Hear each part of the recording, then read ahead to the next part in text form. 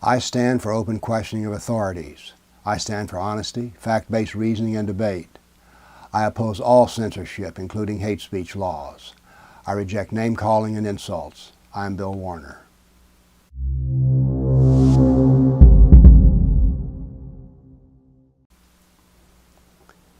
This talk today is a response from someone who wrote me an email, and they asked the question, why do the left and Islam get along so well? Why are they such strong allies? Well, the reason is this: they have a lot in common. I'd like to make a remark about where we are in history today. We have two enemies of our civilization. The far enemy is political Islam, and the near enemy is the left and the apologists for Islam. Of these two enemies, the left is the far most harmful. Why does the left love Islam so much?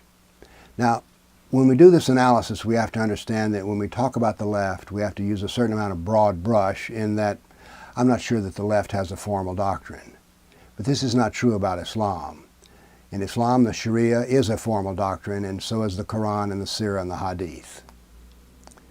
Now, the left sees the world as comprised of oppressors and victims. Now, the Muslims are always the victim. They're never wrong.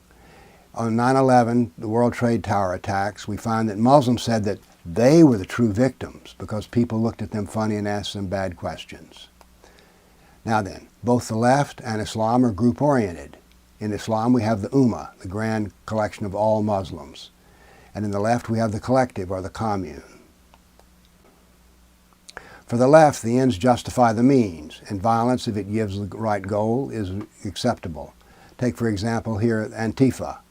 They had a riot in Washington, D.C., and their violence went a little too far because they burned the limo of what they said was an oppressor, but the limo was owned by an immigrant who used it as his business.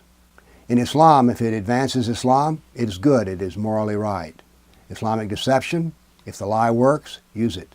Muhammad used the tool of assassination to overcome his political enemies.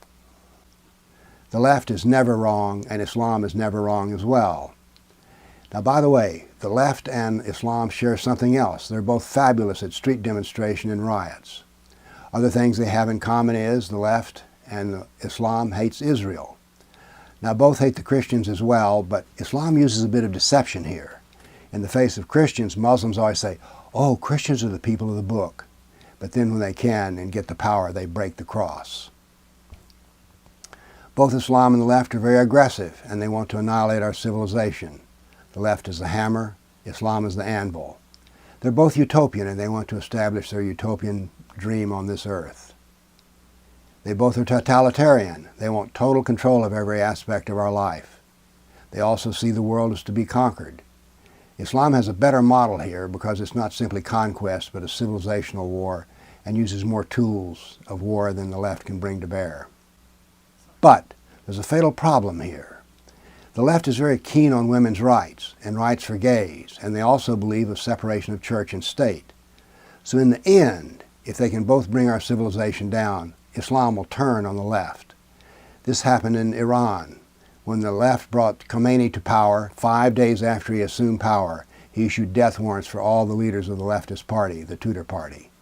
So in the end, it will not work out well for the left. But meanwhile, we have two enemies to fight, the left and Islam, and we have to buckle up and do that. Thank you.